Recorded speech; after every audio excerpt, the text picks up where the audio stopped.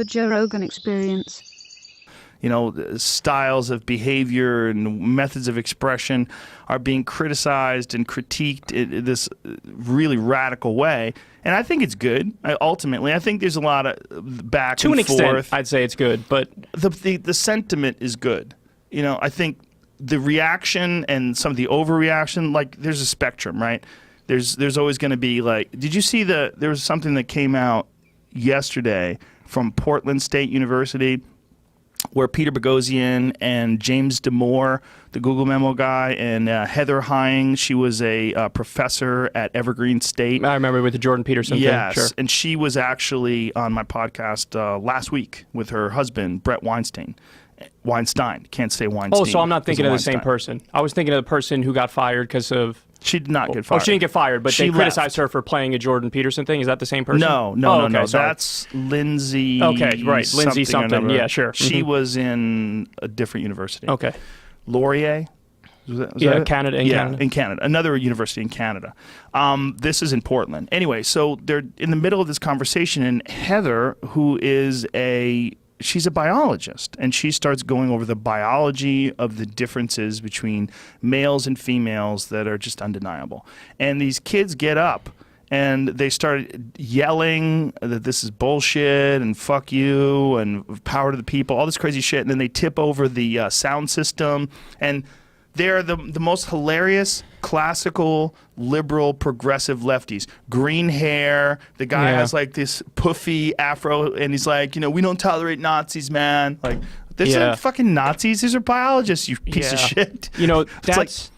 That stuff is the kind of stuff that I think turns people off to the left. Yes. And almost provides a gateway to the right, where all of a sudden people can buy into an even broader right-wing ideology. Because if you look at the left, and that's your perception of the left, is it's the people with the pink hair or the blue hair, and they're just going around, and their whole point is to deplatform people or censor people or scream about Ben Shapiro or whatever the case is. My whole thing is if you're on the left, and I think most lefties do this, to be fair, put the identity politics aside, okay, and let's talk about the things that we actually already have a majority of the American people with us on. So, like a classic left-wing idea. Let's have a living wage. The minimum wage is not a living wage right now. You could work full-time and not make enough money to survive. Well, if you're on the left and you go out there and you talk about, we need to fight to try to get a living wage and make our government work for us, well, then you get everybody to agree with you. Right. Even most Republicans agree with you. And you can go down the list, whether it's legalizing marijuana, 60% of the American people are now with us. Ending the wars. There was a poll that came out in 2013, so it's old, admittedly, but only 17% of the American people still wanted to be in the war in Afghanistan. And we're still there today. I'd imagine, if anything, that number probably dropped even further, and everybody's like, what are we doing in Afghanistan?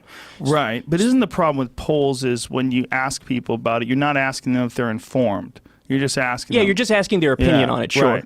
Well, what I was saying is about the left versus the right. Is that the real problem is anybody can be on either.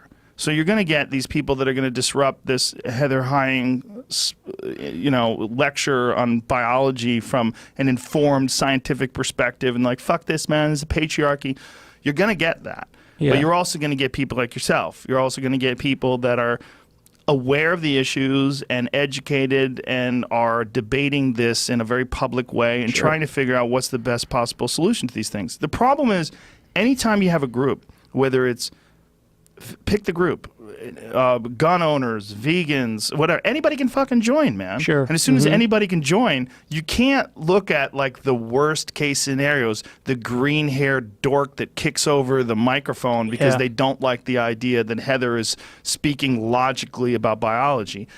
You have to look at the whole thing. Sure. And we don't like to do that. We like to point at the green-haired dork and say, hey, liberals, there's your left. Sure, exactly. And, the breakdown to me is, when you look at somebody like that, they're in the category of what I would call authoritarian left, because they want to control other people's actions. They want to shut down that speech and say, your ideas are so dangerous, I don't even want to hear it. There's a whole other contingent of the left, which, again, I would argue is probably the majority of the left, which is the libertarian left, which is people like me and many others who say, listen, live and let live on social issues.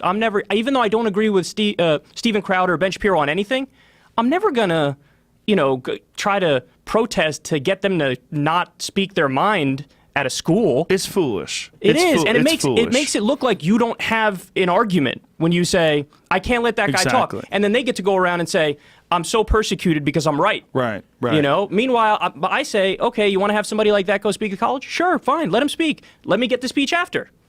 Well, that's good enough. I think open conversations are critical. And I also, this is going to probably be unpopular. I don't think the way to do it is in front of a large group of people. I think you open yourself up to a lot of grandstanding, a lot of saying things just for applause breaks. There's a lot of bullshit. It changes the nature of the conversation because it becomes theater. You're doing this thing in front of all these people, and you can hear a lot of these times people say things like, I'm a comic, so I know when someone's saying things for a reaction. Right. You're like, there's a way you do it where you say it like this, and that's what we want. And everybody goes, yeah! Yeah. You do not talk like that when it's just you and a person. When it's just you and a person, you are just alone with your ideas. And I think that is the way a guy like Ben Shapiro and whoever you want on the left should have a discussion. Yeah. There's something about that's sophistry, so you're not creating the best argument, you're just trying to sound like you have the best argument. And, Bill Maher, for example, does this where he's very good at the punchy one-liners. Sure. Like he's in a conversation with his panel on his show, and he'll be like, "Ba-ba-ba-ba," and there was, "Ah!" Right. That's his and it's style. Like, well, you didn't really say anything. You right. just it was like a quick partisan, hacky point you made, but since people already agree with you in the audience, they clap. Right. So it's harder to flesh out the ideas and really. That's why, listen, I've always said, I'm not the biggest fan of debate. So I've done a few debates, and people online like when I do debates, but I'm not the biggest fan of debates because I think it's like the WWE of intellectual pursuits, where you go in, this person's whole point is to defend this side of it, my job is to defend the other side of it, and it's like, okay, clash. But it's like, okay, well then, when we come across an issue like the fucking 64 genders on Facebook or whatever it is, and I actually might agree, am I now put in a position where I'm supposed to be like, no, I'm going to disagree because that's the format of the thing that we're doing? Right, it's just weird, and it's not normal. Yeah, and I think that's actually very important for both sides to do. Like, when there's something on your side that you disagree with, you should be honest about it. And even saying that there's a side, that there's sides, that there's our side versus their side. I think we're so inherently tribal that we should resist any temptation whatsoever to form teams.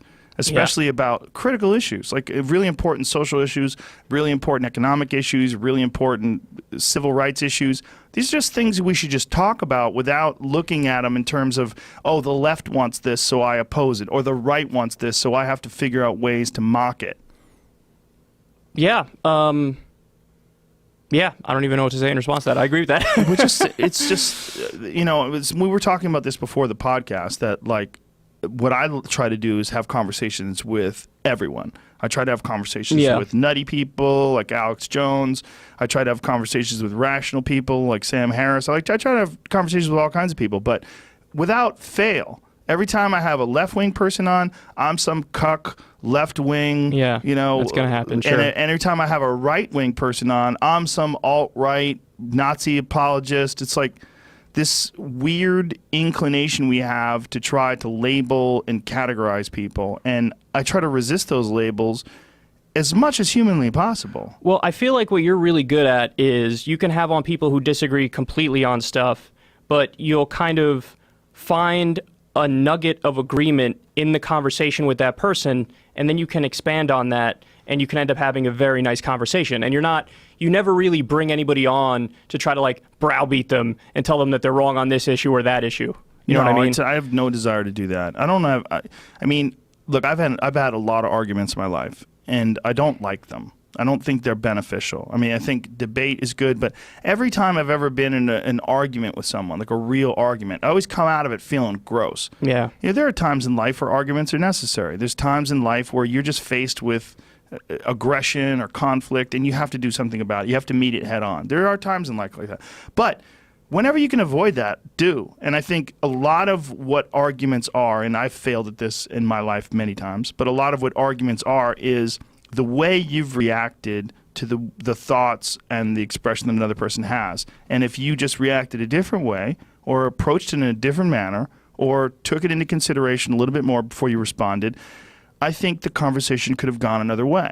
And I think I'm learning how to do that more and more as I get better at podcasting, get better at conversations, learning how to just settle someone down and learning how to genuinely be a nice person. So where I don't want to like insult anybody. I don't want to be in a disagreement with someone. I want to discuss ideas.